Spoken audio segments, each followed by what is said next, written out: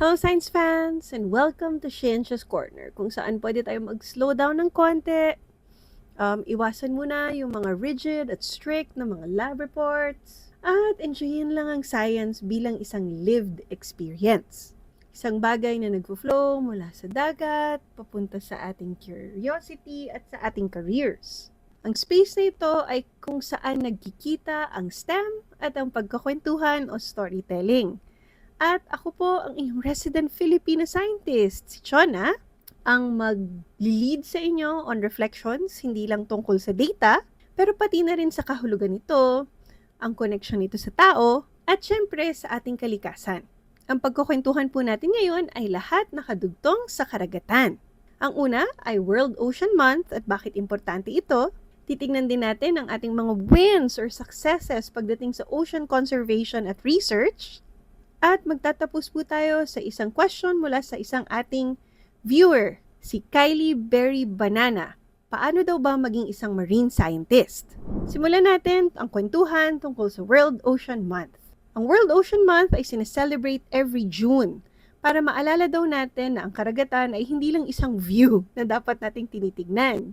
Isa siyang sistema na nagre-regulate ng ating climate o ng ating panahon, nagsusupport siya ng biodiversity, nagpo-produce siya ng oxygen, at syempre pinapakain niya tayong lahat. Napakalaki niya, pero napaka-vulnerable niya din. Dito sa Pilipinas, dahil tayo isang archipelago, napakalapit ng buwan na ito sa ating mga puso. Kasi sa buwan na to, ang science, policy, at ang ating pang-araw-araw na buhay ay nag-i-intersect. Kasi kitang-kita natin dito sa Pilipinas na ang mga nangyayari sa karagatan ay hindi lang sa karagatan nangyayari. Naapektuhan tayong lahat. Pero kamusta naman ang progress natin sa pag-aalaga ng karagatan at sa pagre-research tungkol dito? In the past year or so, maraming encouraging na mga developments ang nangyayari.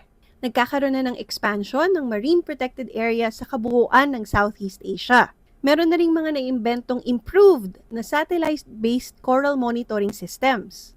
At syempre, yung mga community-led na mga mangrove monitoring projects ay nakakahanap na ng funding nila. May mga bago rin tayong data mula sa ating mga mananaliksik na pinapakita kung paano nagbabago ang migration patterns ng mga isda with global warming at tuloy-tuloy lang ang ating mga biodiversity surveys. At syempre, marami pang mga species ang nadidiskubre, lalong-lalo na sa mga lugar na hindi pa masyadong na-explore. Mas napapamura na rin ang tinatawag na eDNA, environmental monitoring, na gumagamit ng mga maliliit na piraso ng DNA na makikita sa tubig. Kaya mas marami ng state universities, mga students, mga researchers ang nakakasali dito sa biodiversity monitoring na ito. Ang saya nga nun kasi mas napapalapit ang pag-research tungkol sa dagat sa iba't ibang communities. Hindi na siya sobrang layo.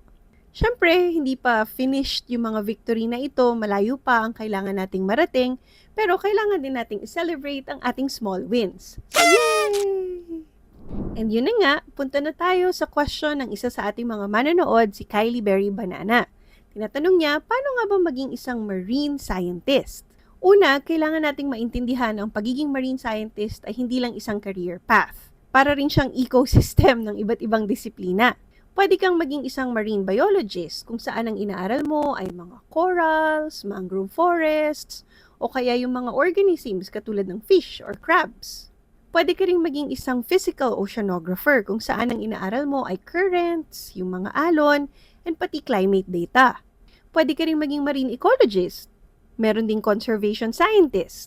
Meron ding mga marine chemist. Or kahit hindi ka marunong lumangoy, pwede ka maging data scientist na pinagko-combine yung tinatawag na big data na kinokollect ng ating mga satellites. Bawat path na yan, iba-iba man siya, ay nagko-connect sa ating karagatan. Sobrang misconception kasi na pag marine scientist kang, ginagawa mo lang ay mag-dive sa napakagandang tubig o kaya nagtatrabaho ka with exotic marine animals. In reality, malaking parte ng trabaho ay medyo boring or nakakatakot. Kasi nagdi-data analysis ka, meron kang ginagawang lab work, sobrang habang oras sa harapan ng mga computer, nagfi-field sampling ka nga pero bumabagyo, malakas yung hangin, basta difficult yung situation. And at the same time, kailangan careful, tas paulit-ulit yung measurements na kinukuha mo para maging reliable yung scientific conclusions na gusto mong makuha. Another misconception is kailangan magaling ka lumangoy o kaya galing ka sa isang coastal background. While nakakatulong siya para maging mas komportable ka sa field, napakaraming marine scientists ang galing sa inland or landlocked na mga areas. And yes, merong mga marine scientists na hindi marunong lumangoy. Para mag-prepare, kailangan mo ng strong foundations sa physics, chemistry, biology o kaya math. Depende sa specialization na gusto mong tahakin. Pero syempre, meron ding iba pang mga skills na kailangan mo ring ma-practice kahit hindi siya masyadong nagigradean or nababanggit, katulad ng curiosity, patience, attention to detail, at syempre, yung ability na makapagtrabaho in teams. Marami kasing mga marine research project ay collaborative, marami kang kasama mula sa iba't ibang institusyon. Kadalasan din ay nai-involve ang mga local communities, pati na rin mga government agencies, at yung mga interdisciplinary scientists. Pwede ka rin magkaroon ng early exposure through internships, volunteer work sa mga coastal cleanups or other NGOs, o kaya pagiging involved na rin sa mga citizen science programs na meron sa lugar nyo. Lahat yan makakatulong para makabuild ka ng mas magandang reputation and preparation for your future career. So, sa pagiging marine scientist, hindi lang siya tungkol sa paggawa ng isang career path. Maraming layers siya ng understanding, ng skill, ng experiences, na lahat ay nagdudugtong-dugtong papunta sa dagat. And syempre, hindi pwedeng magtapos ang Sciences Corner kung wala tayong joke time. So ito na, bakit nga ba hindi pinagtitiwalaan ng mga scientists ang karagatan? Kasi marami siyang current issues. Gets? Sige na nga, i-explain ko. Yung joke kasi ginamit niyang pun yung word na current. Kasi in everyday language, sa bali-balita, pag sinabi natin current issues or current events, marami kang problema, now na. So, yung joke, yung ocean, hindi natin siya pinagkakatiwalaan kasi marami siyang problema right now. Pero syempre, in science, especially sa oceanography, pag sinabi mong current, ang ibig sabihin nun yung ocean currents, yung pagdaloy ng tubig sa mas malalaking area katulad ng Gulf Stream or Pacific Current. So, yung punchline, finiflip niya yung meaning ng joke. Current issues, meaning, or yung iniisip natin na everyday problems, versus currents, yung paggalaw ng tubig sa mga karagatan. So, funny siya kasi double meaning siya. Kunwari, problematic yung dagat kasi puno siya ng currents. O, gets na? And gusto po namin i-remind na open na po ang Scientia Thesis Grant 2026 for applications.